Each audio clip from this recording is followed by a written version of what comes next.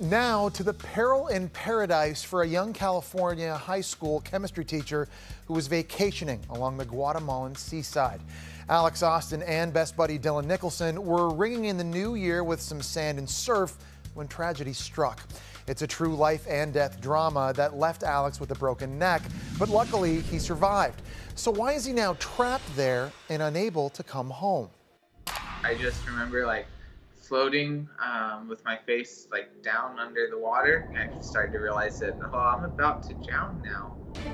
Frightening moments that Alex feared might be his last, and all because he misjudged the depth of a cresting wave. We were all playing volleyball, and maybe 20 or 30 people ran into the ocean, and I was out maybe 75 feet in front of Alex and dove into the water, and Alex was behind me.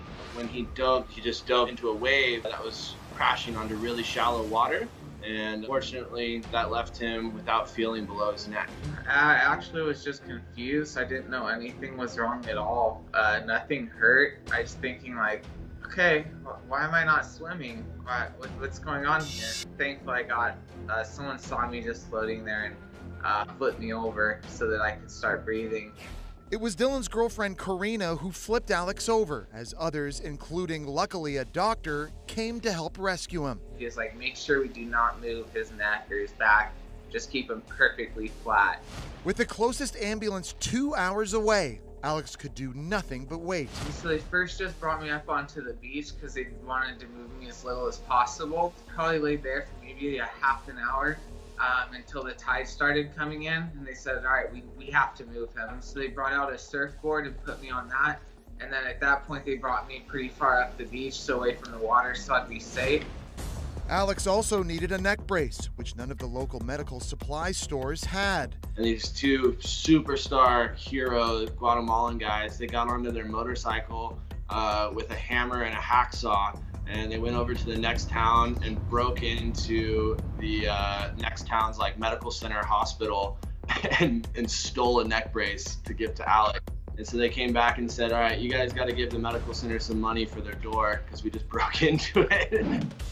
Alex was more than happy to have that neck brace because once the ambulance came, it was another 5.5-hour bumpy trip to the hospital. You can imagine with someone with a neck injury going over a dirt road with crazy potholes that you could get lost inside of. Once at the hospital, Alex had surgery to repair the severe injury to vertebrae in his neck.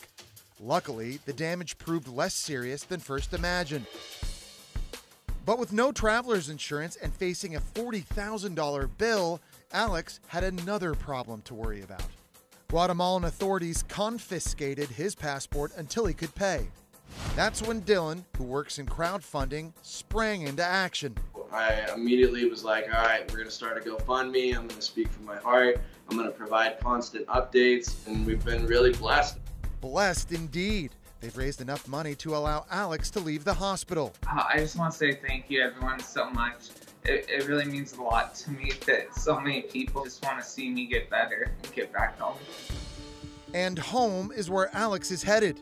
He's recovering nicely thanks to modern medicine and pals like Dylan. He's my best friend. He always had my back, and it's clear it's going to be like that way for life. Yeah. Dylan reports that Alex had the neck staples from his surgery removed. He's expected to be back in California by week's end.